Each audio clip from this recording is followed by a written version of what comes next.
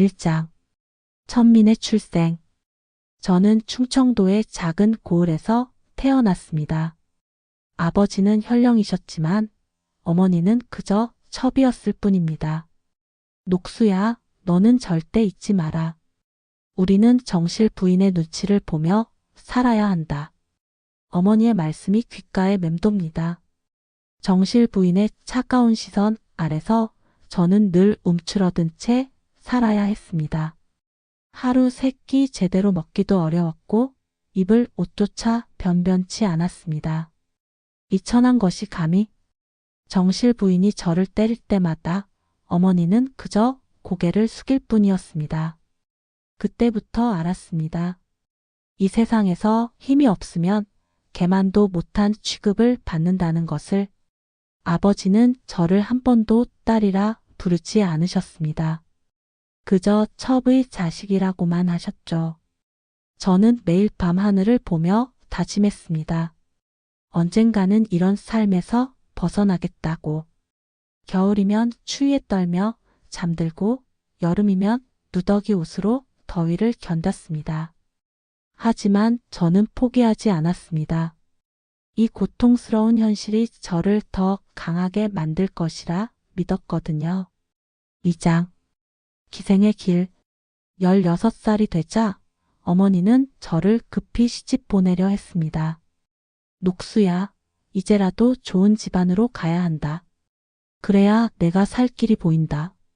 하지만 천안 출신인 제가 어디 좋은 곳에 시집 갈 수 있겠습니까? 첫 번째 남편은 술주 정뱅이였고 두 번째는 저를 때리기 일쑤였습니다. 세 번째 남편마저 도박으로 가산을 탕진했을 때 저는 깨달았습니다. 이렇게 살다가는 평생 남의 그늘에서만 살게 되겠구나. 그래서 기생의 길을 선택했습니다. 차라리 제 실력으로 살아가는 게 낫다고 생각했거든요. 처음엔 어설펐습니다. 노래도 춤도 악기도 모든 게 서툴렀죠. 하지만 저는 악착같이 배웠습니다. 밤늦게까지 연습하고 다른 기생들의 기회를 유심히 관찰했습니다. 녹수는 참 특별해. 다른 기생들과는 뭔가 달라. 점차 손님들이 저를 찾기 시작했습니다. 제가 가진 건 뛰어난 미모가 아니었습니다. 오히려 평범한 얼굴이었죠. 하지만 저에겐 다른 게 있었습니다. 남자들의 마음을 읽는 재주와 그들이 원하는 말을 해주는 능력이 있었거든요. 3장 궁으로 들어가다. 어느 날 궁에서 새로운 기생을 뽑는다는 소문이 들렸습니다. 다들 미인들만 뽑는다고 했지만 저는 용기를 내어 지원했습니다. 내가? 녹수야, 궁에는 천하의 미인들만 간다더니. 다른 기생들이 비웃었지만 신경 쓰지 않았습니다. 제게는 다른 무기가 있었거든요. 선발 당일 화려한 미인들 사이에서 저는 유독 소담스러워 보였습니다. 심사관들의 시선이 저를 지나칠 때 저는 알았습니다. 겉모습으로는 승부할 수 없다는 것을. 그때 한 심사관이 물었습니다. 노래 한 곡 해보거라. 저는 청아한 목소리로 애절한 가락을 불렀습니다. 그 순간 모든 이들의 시선이 저에게 집중됐습니다. 제 목소리에는 남다른 감정이 담겨 있었거든요. 이 기생은 특별하다. 목소리가 맑고 깨끗해서 듣는 이의 마음을 편안하게 해준다.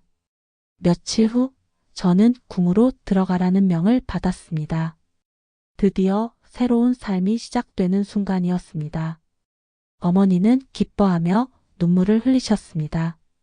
녹수야, 이제 내가 우리 집안을 일으킬 수 있겠구나. 4장 왕의 마음을 흔들다. 처음 전화를 뵙던 날을 잊을 수 없습니다. 다른 기생들은 모두 떨며 고개를 숙이고 있었는데 저는 전하의 눈을 똑바로 바라봤습니다. 감히 과인을 그렇게 쳐다보다니. 전하가 노하실 줄 알았는데 오히려 흥미로워하시는 표정이셨습니다. 전하, 소녀는 천한 몸이지만 전하의 위험 앞에 고개를 숙이는 것보다는 전하의 훌륭하신 모습을 똑바로 보고 싶었사옵니다. 이게 집이 참 재밌군. 그날 밤부터 전하는 저를 자주 부르셨습니다. 다른 기생들이 예의 바르게 높임말로 말씀드릴 때 저는 가끔 반말을 섞어가며 말했습니다. 전하는 참 외로워 보여요. 뭐라고? 과인이 외롭다고? 네, 왕이라는 자리가 전하를 혼자 있게 만드는 것 같아요. 전하는 처음엔 당황하셨지만 점차 제 솔직함을 좋아하시게 됐습니다. 어느 날 전하가 정사에 지쳐 계실 때 저는 장난스럽게 말했습니다. 전하, 항상 그렇게 심각한 얼굴로 계시면 주름살이 늘어요. 가끔은 웃으셔야죠. 감히 과인의 얼굴에 대해 이러쿵저러쿵 하다니? 화내지 마세요. 전하가 웃으시면 정말 멋있을 텐데 말이에요. 저의 능청스러운 말에 전하는 결국 웃음을 터뜨리셨습니다. 그 순간 저는 확신했습니다. 전하의 마음 깊은 곳에 자리 잡았다는 것을. 5장. 총애와 권세. 전하의 총애는 날이 갈수록 깊어졌습니다. 녹수야, 너에게 좋은 옷감을 하사하겠다.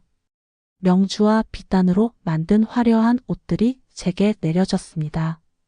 예전에 누더기나 다름없던 옷을 입던 제가 이제는 궁중 최고의 옷감을 입게 된 것입니다. 전하, 이렇게 좋은 것들을 주시면 제가 버릇 없어질 것 같아요. 하하하, 그래도 좋다. 과인이 아끼는 사람에게는 세상 최고의 것들을 주고 싶다. 전하는 저를 위해 별도의 거처까지 마련해 주셨습니다. 아름다운 정원과 연못이 있는 큰 집이었습니다. 천한 기생의 몸으로 이런 대우를 받는다는 것이 꿈만 같았습니다. 더 놀라운 일은 제 가족들에게까지 은혜가 미친 것이었습니다. 녹수야, 내 오빠를 관직에 임명했다. 정말이옵니까, 전하? 물론이다. 내 집안 사람들을 모두 보살펴 주겠다. 어머니는 급작스런 신분 상승에 어리둥절해 하셨습니다. 녹수야, 이게 꿈이니 생시니? 우리 집안이 하루아침에 이렇게 달라지다니. 저는 어머니께 말씀드렸습니다. 어머니, 이제 정실 부인의 눈치를 볼 필요가 없어요. 우리가 그들보다 더 높은 자리에 올라선 거예요. 하지만 마음 한편으로는 불안했습니다. 이 모든 것이 전하의 사랑에 달려있다는 것을 알고 있었거든요. 6장. 두려움의 이름. 제가 전하의 총애를 받으면서 궁중의 분위기가 달라지기 시작했습니다. 장녹수가 싫어한다더라. 조심해라. 괜히 미움 받으면 목이 날아간다. 작은 잘못에도 사람들이 벌벌 떨었습니다. 저는 일부러 그런 분위기를 만든 적이 없었지만 전하께서 저를 위해 너무 가혹한 처벌을 내리시는 일이 잦았습니다. 어느 날 한 궁녀가 실수로 제 옷에 물을 쏟았습니다. 죄송합니다, 녹수 마마. 괜찮아요. 실수할 수 있는 일이에요. 하지만 전하께서 이 일을 아시고는 크게 노하셨습니다. 감히 녹수에게 무례를 범하다니? 당장 곤장을 쳐라. 전하, 그만하세요. 그 아이는 잘못이 없어요. 저의 만류에도 불구하고 그 궁녀는 심한 벌을 받았습니다. 이런 일이 반복되면서 사람들은 저를 두려워하기 시작했습니다. 심지어 대신들조차 저를 의식했습니다. 장녹수의 비위를 거슬러서는 안 된다. 전하께서 그 여자 말이라면 뭐든지 들으신다 하더라. 저는 이런 상황이 편한 동시에 무서웠습니다.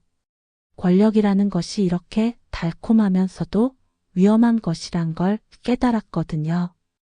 가끔 전하께 조심스럽게 말씀드렸습니다. 전하, 너무 심하게 벌하지 마세요. 녹수야, 과인이 아끼는 사람을 함부로 대하는 자들을 그냥 둘 수는 없다. 전하의 사랑이 때로는 무서웠습니다. 7장. 실정의 불씨. 전하는 점점 정사보다 저와의 시간을 더 소중히 여기셨습니다. 전하, 대신들이 기다리고 있다고 하는데요. 그들은 잠깐만 기다리면 된다.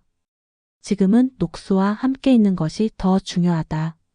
저는 전하께서 국정을 등한시하시는 것이 걱정됐지만 한편으로는 그 사랑이 달콤했습니다. 전하, 소녀를 위해 나라지를 소홀히 하시면 안 돼요. 나라 일보다 내가 더 소중하다. 녹수 없이는 하루도 살 수 없다. 전하의 이런 모습에 조정의 대신들은 점점 불만을 품었습니다. 저는 그들의 시선을 느낄 수 있었습니다. 저 기생 때문에 나라가 망하고 있다. 왕께서 정신을 차리셔야 하는데 가끔 전하께서 제 의견을 정치에 반영하실 때도 있었습니다. 녹수가 이렇게 말했는데 그 말이 맞는 것 같다. 전하, 제가 무엇을 안다고.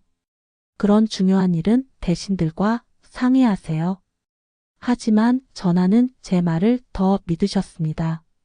이런 일들이 쌓이면서 조정의 분위기는 점점 험악해졌습니다. 저는 예감했습니다. 이런 상황이 계속되면 언젠가는 큰일이 일어날 것이라는 걸 말이에요. 8장. 비극의 끝. 1506년 그날이 왔습니다. 중종 반정이 일어난 것입니다. 녹수야, 큰일 났다. 대신들이 반란을 일으켰다. 전하는 당황하며 저를 찾으셨습니다. 하지만 이미 늦었습니다. 궁은 반란군들로 가득했고 전하는 왕위에서 쫓겨나셨습니다. 과인을 따라와라, 녹수야. 전하, 저는 이제 전하와 함께 할 수 없을 것 같아요. 저는 체포됐습니다. 한때 저를 두려워하던 사람들이 이제는 저를 손가락질했습니다. 저 요부 때문에 나라가 이 지경이 됐다. 연산군을 홀려서 나라를 망친 간악한 계집 돌팔매가 날아왔습니다. 예전에 저에게 고개 숙이던 사람들이 이제는 저를 향해 침을 뱉었습니다. 법정에 섰을 때 저는 당당했습니다. 내가 임금을 현혹해서 나라를 어지럽혔다. 무엇이라 변명하겠느냐? 저는 전하를 사랑했을 뿐입니다. 그것이 죄라면 달게 받겠습니다. 결국 차명 선고가 내려졌습니다. 마지막 순간까지 저는 후회하지 않았습니다. 천한 기생에서 왕의 사랑을 받는 여인이 될 수 있었던 것만으로도 충분했거든요. 전하, 다음 생에서는 평범한 사람으로 만나요. 제 화려했던 권세는 그렇게 끝났습니다. 하지만 저는 웃을 수 있었습니다. 적어도 제가 원하는 삶을 살았으니까요.